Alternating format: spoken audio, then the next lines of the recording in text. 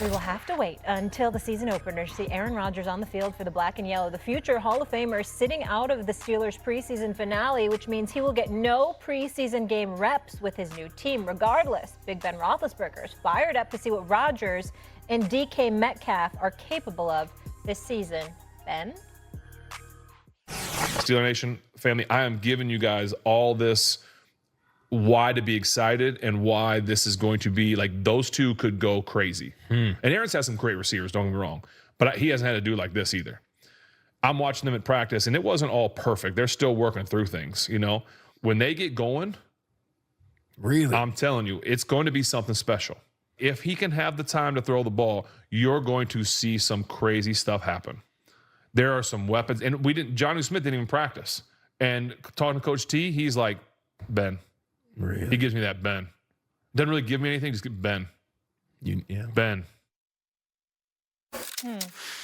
Now, I'm an active listener, and he said, if he has time to throw the ball, just that little Molly, caveat. that if is doing God's work in that sentence. Okay. Yes. Kimberly, I'm starting with you. Hi, Mina's back here with us.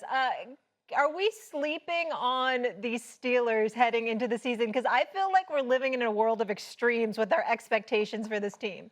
So I might say something that will blow Cece's mind. Maybe the Steelers are the team we're sleeping on the most. And the reason I say that is because we look at the snoring on. He's asleep on the Steelers. I think because when I look at this team, what's the expectations for Aaron Rodgers? What does he need to do? I don't need vintage Aaron Rodgers. We're not going to get that. I think, Mina, you mentioned sort of like point guard type of QB play. We just want competent quarterback play for the Steelers because they haven't had it in years past, and they've still managed to eke into the playoffs. So I think when you look, again, the ceiling and the floor, I think this is a team that people are sleeping on because we think Aaron Rodgers will be so bad. But what if he's decent? I think Mike Tomlin has made it work with a lot less. When was the last time he was good? Like really good? 2021. Okay. Mina? I don't think people are sleeping on the Steelers because I think the majority of people correctly apprehend that this is a team that might squeak into the playoffs, and that's about it. Same team that it's been for the last few years. I don't think anyone thinks they're going to suck.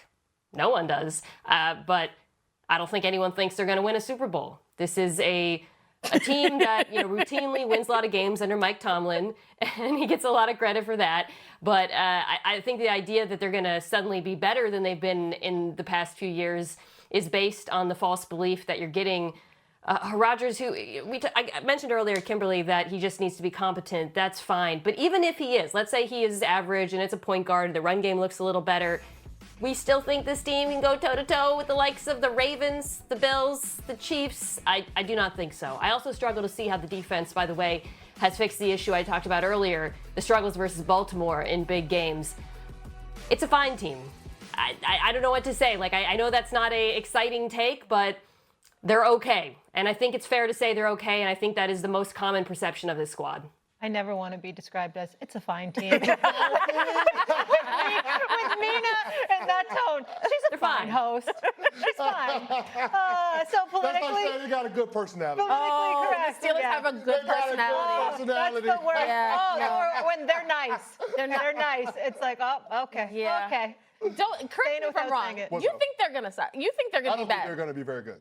I think we're looking at Mike Tomlin's first losing season in 19 years of being the head coach in Pittsburgh. Can I just ask you one question before you expound on that? To Mina's point, I'm curious. Say we put one of the top quarterbacks in the league on this team, right? Pick whoever you want. How far is this team going? How good is this team? Forget the Aaron Rodgers piece and all of it, because we're putting it all on him, but it's a team sport. Yeah, I think there's some age regression on the defensive side of the ball, and they've tried to address that, especially in the secondary. They bought over Juan Thornhill in free agency, and so we'll see how that ends up happening.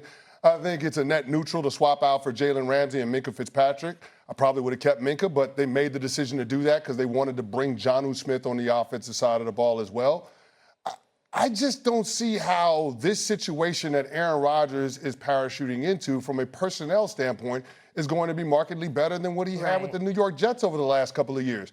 Interesting. You're basically banking the improvement that you're going to see in Rodgers and the improvement in the overall team success on the reputation of Mike Tomlin. And I'm sorry, that's just not enough based on what I've seen last year and over the last half decade. It hasn't been good from the Pittsburgh Steelers. They lost 5 straight games to end last season. I get people talking about the numbers that Aaron Rodgers had, 3,700 yards passing, 28 touchdowns. Well, here's the thing. Between Justin Fields and Russell Wilson, the Pittsburgh Steelers had the same type of production when it comes to total touchdowns. So I just don't know that it's going to be better, and I do think you have the chance that it could be significantly worse. Kimberly, I got something for you. You respond, but I want to get into Mike Tomlin. No, you talk about what they were last year. Did they make the playoffs? Yes. Like, at the end of the day, you can say what you want about the standard should be higher. I 100% agree the standard in Pittsburgh should be higher. We shouldn't be looking at Mike Tomlin and non-losing seasons as the metric. But again, he has done better with worse. So when I look at Aaron Rodgers, I understand he's going to be 42 December 2nd or whatever it is. I understand he's older.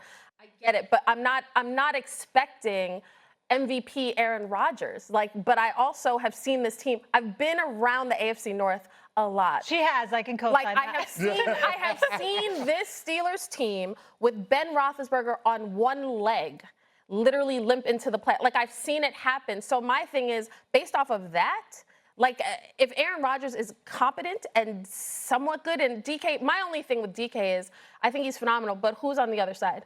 If I'm a defense, it's okay, cut that off. Make sure you figure out how to neutralize DK if you can, and then make them, stop the run game or whatever. But I just don't think they have enough weapons on offense. I think that's part of it also. Mina, let me come to you on this, because we all know Mike Tomlin. He's revered, respected around the league, never had a losing season, and the longevity and consistency that he's had. But do you feel like he is on the hot seat? They could potentially be looking at a new voice there. I do, and I want to be clear, that's not completely an indictment on Mike Tomlin. This is kind of a two things can be true situation. He can still be a phenomenal coach who would be desired by more than half of the league if he was a free agent, and he might not be the right coach for this version of the Pittsburgh Steelers. Because, Kimberly talked about them limping into the playoffs. That just feels like it's been the story of this team forever. And if you made the switch, I'm not saying that you would see immediate improvement. You probably wouldn't. It would probably get worse before it gets better. But it's possible that he is better suited to coach a team with an established quarterback situation. Whereas this team, it feels like if they don't make any noise this year, and I say making noise, I'm not talking about having a winning record, they would be best served by ripping the Band-Aid and really rethinking what they're doing at quarterback. Because with Tomlin, I think you've seen just that slightly above average record long enough to feel like it's going to be more of the same. Yeah, it's not good enough. It's not good enough for what the Pittsburgh Steelers want. And if you look at the track record of the organization, this is around the time in a coach's tenure where they look to move on, right? You go from Chuck Noll to Bill Cowher to now Mike Tomlin. You're talking about right around that 2 decades mark. Before the organization is bringing in a new voice to be the head coach. And so I do think it's that time. And beyond that, I think the track record is the track record, right? Mike Tomlin ain't won a playoff game since Barack Obama was in office, right? He's got the third. I love when we bring up the president. He's third all time in the most consecutive seasons without a playoff win behind Jim Mora and Marvin Lewis. He's second all time with 8 one-and-done postseason appearances, trailing only Marty Schottenheimer. That's not the company that you want to be in. So I do think it's time for a new voice. You couple that with the fact that the Pittsburgh Steelers are likely going to be in the quarterback business next year's NFL draft. It just makes sense to align the organization, new head coach, new quarterback, and move forward. It could be reminiscent of what happened with Andy Reid in the Philadelphia Eagles. They moved on from Andy Reid. Didn't mean that Andy Reid still couldn't coach. But it was the right thing for the organization in terms of transitioning, turning that thing over. They ended up winning a couple of Super Bowls after that. So I think it could be a similar scenario for Mike Tomlin and the Steelers. Don't think he's going to get fired. They would frame it as a mutual parting of ways, but it could be time for them to move on in Pittsburgh. You might be right. 2 things could be true.